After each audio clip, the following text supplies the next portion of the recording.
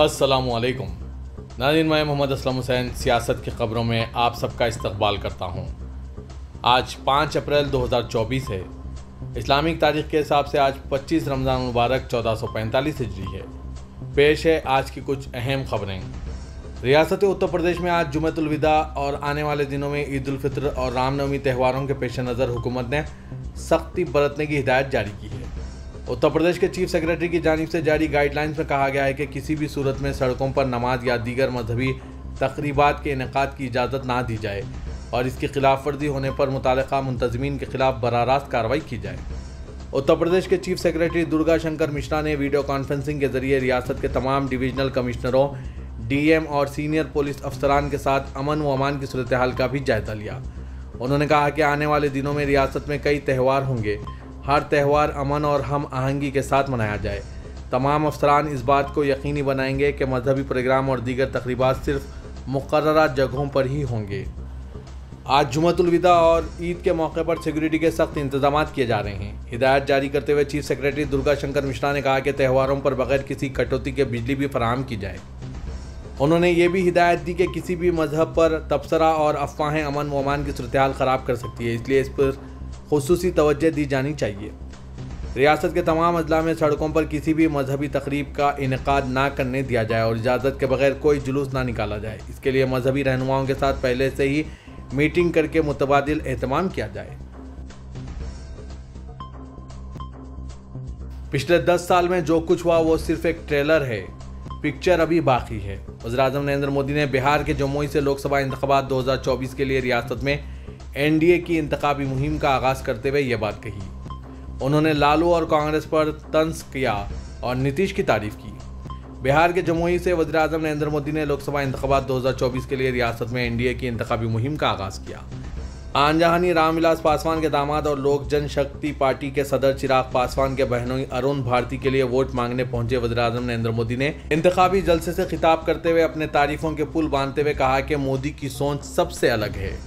पिछले 10 साल में जो कुछ हुआ है वो सिर्फ एक ट्रेलर है, अभी बहुत कुछ करना बाकी है। अभी तो हमने बिहार को बहुत आगे लेकर जाना है। वज़ीर-ए-आज़म मोदी ने एक तरफ जंगल राज को ये याद दिलाकर लालू यादव और कांग्रेस पार्टी पर तंज किया तो दूसरी जानिब बिहार की तरक्की के लिए वज़ीर आला नीतीश कुमार की खुलकर तारीफ की।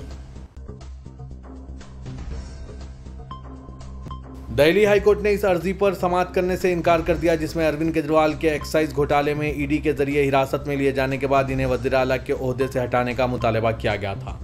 समाअत के दौरान जस्टिस मनमोहन और जस्टिस मुनमीत PS अरोड़ा की बेंच ने कहा कि बाज़ दफ़ा ज़ाती मफाद को कौमी मफाद के मातहत रखना पड़ता है। हम कानून की अदलिया है और हमें कानून के तहत ही काम करना है।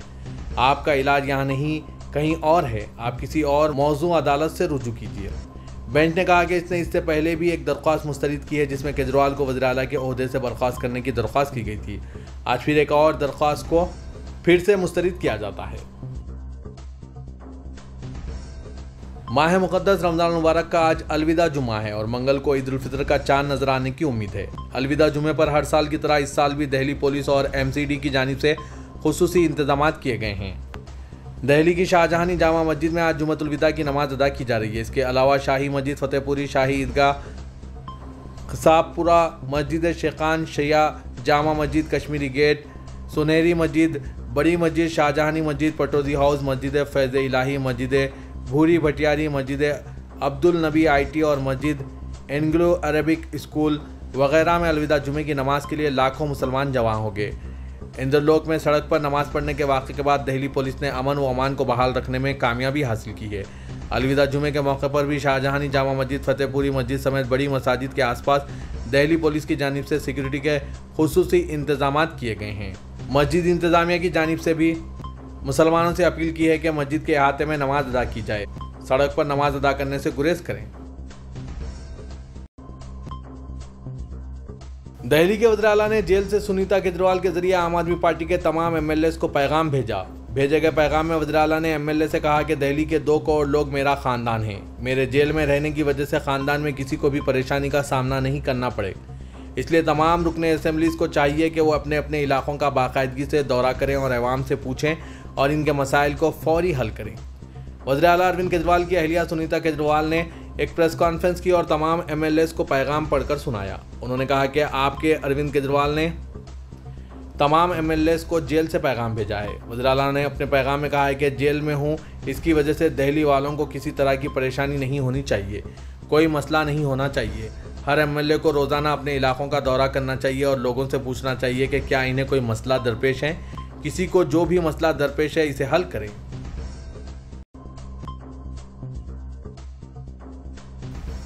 साबिक मेंबर असेंबली मुख्तार अंसारी की बांडा जेल में हुई मौत के मामले में मजिस्ट्रेट और अदालती जांच में अब धीरे धीरे तेजी आना शुरू हो गई है। दोनों जांच कमेटियों के जिम्मेदारों ने जेल का दौरा करके मुख्तार अंसारी के बैरक का मुआयना करने के साथ ही इसकी वीडियोग्राफी भी की। जेल अफसरान और मुलाजमीन के बयान दर्ज करने के बाद जांच टीम ने बांदा मेडिकल कॉलेज के डॉक्टरों के भी बयान दर्ज कराने के लिए नोटिस जारी करके आज शाम बुलाया है। बताया जा रहा है कि मामले की जांच कर रही कमेटी के जिम्मेदारों का कहना है कि गुज़िश्ता 19 मार्च को जेल इंतजामिया की जानिब से मुख्तार अंसारी को खाने में जो खिचड़ी दी गई थी इसकी भी जांच कराई जाएगी। मगरबी बंगाल की वज़ीर आला ममता बनर्जी ने एक इंतखाबी रैली में इल्ज़ाम लगाया है कि बीजेपी लोकसभा इंतखाबात से मुतालिक इंतखाबी ज़ाब्ता अखलाक पर अमल नहीं कर रही है। ममता बनर्जी ने कहा कि सांप पर भरोसा किया जा सकता है लेकिन जाफरानी कैंप पर नहीं।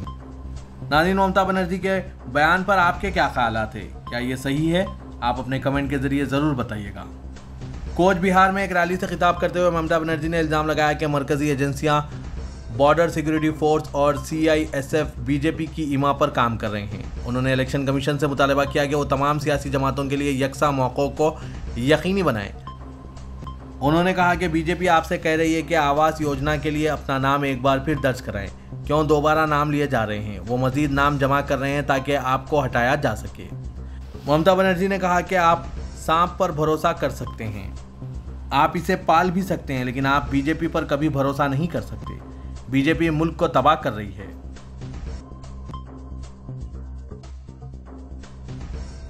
वज़ीर-ए-आज़म नरेंद्र मोदी ने शहरियत तरमीमी कानून यानी CAA के बारे में झूठ फैलाने के लिए अपोजिशन इत्तेहाद पर तनकीद की और कहा कि मां भारती पर भरोसा करने वालों को शहरियत फराहम करना मोदी की गारंटी है। अपने नाम की वाहवाही करते हुए और अपनी तारीफ के पुल बांधते हुए संदेश खाली के हालिया वाक़ात का जिक्र करते हुए मोदी ने यकीन दिलाया कि संदेश खाली के काती अपनी जिंदगियां जेल में गुजारेंगे। मगरबी बंगाल के कोच बिहार के रासमेला मैदान पर एक मेगा रैली से खिताब करते हुए नरेंद्र मोदी ने करप्ट अनासिर के तहफ़्फ़ुज़ की कोशिशों के लिए अपोजिशन जमातों पर तनकीद की और कहा कि आइंदा 5 साल में ऐसे अनासिर को सज़ा दिलाने और सख्त कार्रवाई करने का इनका अहद और मजबूत हुआ है। Communist party of India Marxist ने लोकसभा इंतखाबात के लिए अपना इंतखाबी मंशूर जारी करते हुए मुल्क के अवाम से बीजेपी को शिकस्त देने और मरकज़ में मुतबादिल सेकुलर हुकूमत कायम करने की अपील की। पार्टी ने मौजूदा इंतखाबात को हिंदुस्तान को बचाने की जद्दोजहद करार देते हुए कहा कि किसी को भी किसी गलत फहमी में नहीं रहना चाहिए, क्योंकि बीजेपी एक सेकुलर और जमहूरी हिंदुस्तान को इंतहाई अदम बर्दाश्त, नफरत और तशद्दुद पर मबनी आमिराना और फुस्ताई हिंदुत्व राष्ट्र में तब्दील करने की कोशिश कर रही है और इसकी सरपरस्त तंजीम RSS ने मुल्क के हर इदारे तक बेमिसाल रसाई हासिल करके अपना फ़िरक़ेवाराना जहर हिंदुस्तान की रगों में फैला दिया है। पार्टी ने वादा किया कि अगर मरकज़ में सेकुलर हुकूमत कायम होती है तो शहरियत तरमीमी कानून यानी CAA, इंसदाद दहशतगर्दी कानून यानी UAPA और मनी लॉन्ड्रिंग इंसदाद कानून PMLA समेत दीगर सभी जालिमाना कानून ख़त्म कर दिए जाएंगे। पार्टी के general secretary Sitaram Yechury, politburo के रुकन प्रकाश करात और बृंदा करत ने मंशूर जारी करते हुए वादा किया कि पार्टी मजहब को सियासत से अलग करने के लिए जद्दोजहद करती रहेगी।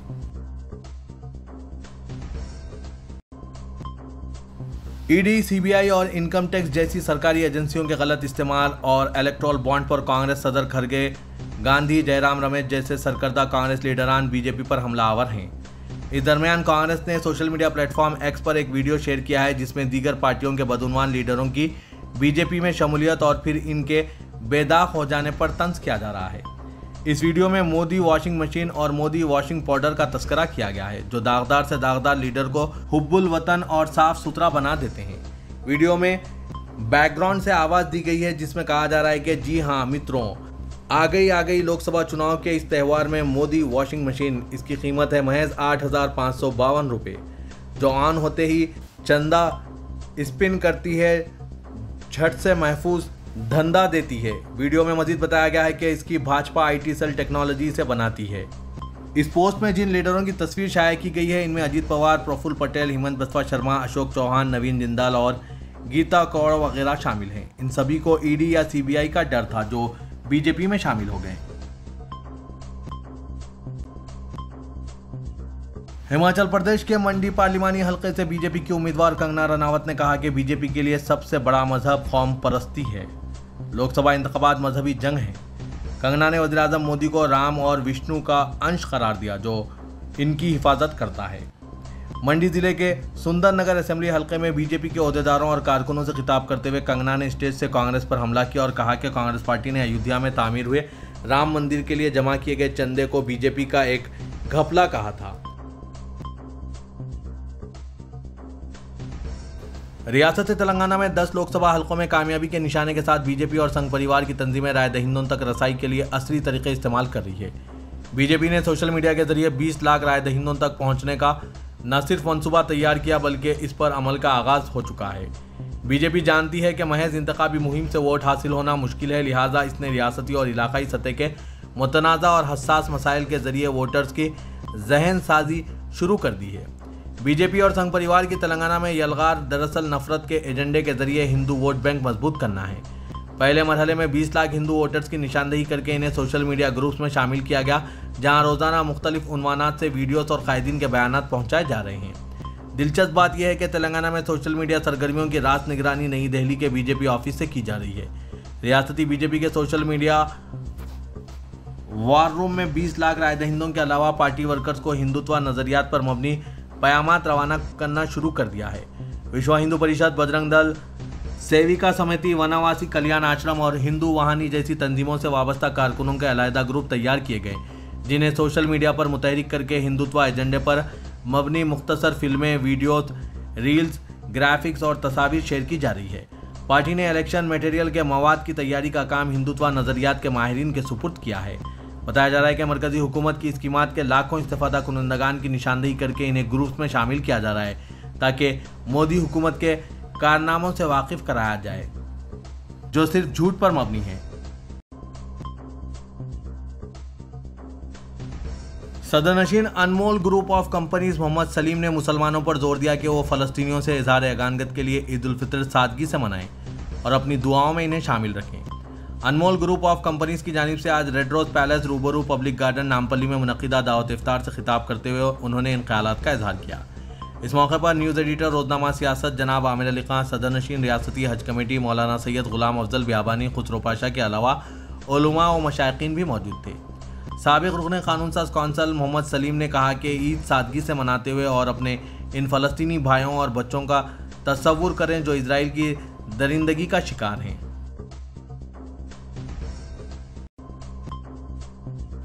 चीफ मिनिस्टर और सदर तेलंगाना प्रदेश कांग्रेस कमेटी रेवंत रेड्डी ने हैदराबाद के मज़ाफ़ात में वाक़ तुगुड़ा पहुंचकर कांग्रेस पार्टी के जलसे-आम के इंतजाम का जायजा लिया जो 6 अप्रैल को मुनक़्क़िद होने वाला है। चीफ मिनिस्टर ने वुज़रा और कांग्रेस कायदीन के साथ जुमेरात की शाम तुगुड़ा पहुंचकर शख्सी तौर पर इंतजाम का मुआयना किया। इस मौके पर रेवंत रेड्डी ने कहा कि पार्टी कायदीन और दूसरे इंचार्जेस को जलसे-आम को कामयाब बनाने के लिए एक दूसरे से ताउन करना चाहिए। तालीमी साल 2023-24 के तहत पहली ता 9वीं जमात के सालाना इम्तिहानात को हुकूमत ने रीशेड्यूल कर दिया है। ये इम्तिहानात 8 ता 20 अप्रैल मुनक़्क़िद होने वाले थे। रुकन असेंबली चंद्रान गुट्टा व कायदे मजलिस मुक़द्दना अकबरुद्दीन अवैसी की नुमाइंदगी पर स्टेट काउंसिल बराए एजुकेशन, रिसर्च एंड ट्रेनिंग और डिस्ट्रिक्ट कॉमन एग्ज़ाम बोर्ड ने तवारीख में तब्दील कर दी है। ये इम्तिहानात अब 8 अप्रैल के बजाय 15 अप्रैल से मुनक़्क़िद होंगे। इस सिलसिले में सरकारी अहकामात भी जारी कर दिए गए हैं। डॉक्टर SCERT ने इम्तिहानात को रीशेड्यूल करके नया टाइम टेबल भी जारी कर दिया है जिसके मुताबिक तमाम स्कूलों में SA2 के इम्तिहानात 15 ता 22 अप्रैल मुनक़्क़िद होंगे। महकमा स्कूली तालीम के रीजनल जॉइंट डायरेक्टर्स और तमाम डिस्ट्रिक्ट एजुकेशनल ऑफिसर्स को हिदायत दी गई है कि वो नज़रसानी शुदा टाइम टेबल के मुताबिक अमल करें और 23 अप्रैल को नतायज जारी करते हुए पेरेंट्स मीटिंग का इनेकाद अमल में लाए। इस ज़िमन में पहली ता 5वीं के अलावा 6वीं, 7वीं, 8वीं और 9वीं जमातों के लिए तफसीली टाइम टेबल दिन और तारीख और इम्तिहानी औकात के एतबार से जारी कर दिया गया है। इदारे सियासत के सियासत मिल्लत फंड की जानिब से 2003 से अब तक मुस्लिम लावारिस लाशों की तदफीन का अमल जारी है और इंशाअल्लाह आगे भी जारी रहेगा। 2003 से पहले पुलिस को मुस्लिम नाशें मिलती थी तो वो नाशों को पुलिस बल्दिया के हवाले कर देती थी। बल्दिया इन मुस्लिम नाशों को गैर मुस्लिम नाशों के साथ एक ही गड्ढे में डाल देती थी या जला देती थी। जब इस बात की इत्तला अली जनाब जाहिद अली खान साहब को हुई तो आपने इन मुस्लिम नाशों की तदफीन का जिम्मा कबूल करते हुए पुलिस कमिश्नर से इजाज़त ली और अल्हम्दुलिल्लाह 2003 से यह सिलसिला जारी है और अल्हम्दुलिल्लाह 5600 से ज़्यादा मुस्लिम नाशों की तदफीन हो चुकी है। जो कोई हजरात सियासत मिल्लत फंड में ताउन कर रहे हैं वो चाहे मैयत में शरीक हो या ना हो, शहर में हो या बैरून मुल्क, वो उतने ही सवाब के हकदार हैं जितने मैयत के तदफीन में हिस्सा लेने वाले हैं। आप अहले खैर हजरात भी इस नेक काम में ताउन करना चाहते हैं तो स्क्रीन पे दिए गए नंबरात के जरिए रब्त पैदा कर सकते हैं और अपना दस्ते ताउन पेश कर सकते हैं। यूं तो डॉक्टर्स का पेशा एक बहुत महज़िब पेशा होता है और डॉक्टर्स बिल्कुल सादे रूह वाले और तहजीब वाले अफराद होते हैं जिनकी खुश असलोबी, मीठी बोली और इनके खुश अखलाक़ी से मरीज़ आधा ठीक हो जाता है। लेकिन इन दिनों शहर हैदराबाद में डॉक्टर्स के रवैयों से अवाम परेशान है और कई एक डॉक्टर्स की जानिब से मरीज़ों के साथ बदकलामी, गुस्सा, चिड़चिड़ापन और दादागिरी के वाक़यात आए दिन पेश आ रहे हैं। ऐसे में डॉक्टर्स जैसे महज़िब पेशे की तौहीन हो रही है क्योंकि कोई नहीं चाहता कि वो डॉक्टर्स के पास जाए, लेकिन बीमार होने पर मजबूरी की हालत में दवाखाने का रुख करना पड़ता है। लेकिन आजकल डॉक्टर्स भी सियासी सरपरस्ती हासिल करते हुए होटल के मुंशियों जैसा रवैया इख्तियार कर रहे हैं। कुछ डॉक्टर्स तो अपने साथ बाउंसर्स को भी रख रहे हैं ताकि पेशेंट्स को पहले ही डरा दिया जाए। पुराने शहर हैदराबाद के शालीबंडा बेले के पास के एक दवाखाने में जुमेरात की रात मरीजों ने डॉक्टर के रवैये की शिकायत करते हुए पुलिस से रुजू हुए और दवाखाने के डॉक्टर्स और वहां मौजूद स्टाफ के नाजेबा रवैये की शिकायत की। पुलिस भी मौके पर पहुंचकर समझाने की कोशिश की, लेकिन दवाखाने का अमला बात करने के लिए तैयार नहीं था। खुद डॉक्टर साहब जिन्हें मरीजों को देखना चाहिए था, साफ तौर पर इलाज से इनकार करते देखे गए और उनका रवैया बेहद तकलीफदा था, जिससे मरीजों में गुस्से की कैफियत पैदा हो गई। पुलिस ने तहरीरी कंप्लेंट हासिल कर मरीजों को तयक़ुन दिया कि वो दवाखाने के खिलाफ तफ्तीश कर एक्शन लेंगे। इस खुसूस में यहाँ मौजूद मरीजों से सियासत की टीम ने बात की, जो आपके लिए पेश किया जा रहा है। नाज़रीन, इस तरह के डॉक्टर्स के रवैये पर आपकी क्या राय है? आप भी अपने ख्यालात कमेंट बॉक्स में जरूर तहरीर कीजिएगा। डॉक्टर उरुज साहब का जो जुल्म है, हद से ज्यादा जुल्म बढ़ रहा है पेशेंट के साथ। जो अंदर बातचीत हुई वो बताइए जी। बातचीत ये भी देखो साहब, मेरी जो तकलीफ है मैं डॉक्टर को बताया तो उन्होंने डॉक्टर नहीं आए, एक लोकल तरीके से मेरे साथ मिसबिहेवियर कर रहे हैं, बात कर रहे हैं रफ पने की। 102 मेरे बच्चे को बुखार है, ये मेरे बच्चे का नंबर 79 कुछ है। मैं वेटिंग के लिए कोई किरकिरी नहीं करा, फीस के लिए कोई किरकिरी नहीं करा। ये वेटिंग हॉल में देखिए आप, गर्मी से मर रहे हैं पेशेंट। आप एसी खुलाने के लिए बोला तो एसी नहीं खुलता, आपको आप यहाँ से जा सकते हैं आप बोल के पैसे, इसको सिक्योरिटी को बुला के बोल रही इसको पैसे लेके भिजाओ, इसके पैसे दे दो, इसको बाहर करो। ये लैंग्वेज है। अंदर हुआ क्या? पुलिस वाले आपके साथ गए? पुलिस वालों के सामने भी जो मेरी बात हुई है यही बात हुई, बट पुलिस वालों के सामने भी उन्होंने अपनी वही लैंग्वेज कर रहे हैं। मेरी डॉक्टर के खिलाफ कंप्लेन है। जब मैं के पुलिस स्टेशन को जाके भाई हैंडराइटिंग में कंप्लेन देना है तो डॉक्टर भी चलना है ना भाई। कंप्लेनर मैं हूँ, कंप्लेन डॉक्टर के खिलाफ है। पुलिस वालों के सामने मैं बात करा, पुलिस वालों के सामने भी उन्होंने रफ लैंग्वेज में बात कर रहे हैं। सर आप लोग फिटनेस है, आप लोग मेरी मदद के लिए बुला, उनकी रफ लैंग्वेज देख रहे हैं ना सर आप लोग। बात कैसा उठाना है, कैसा लाना है, हमारे 100 बात है। चलो।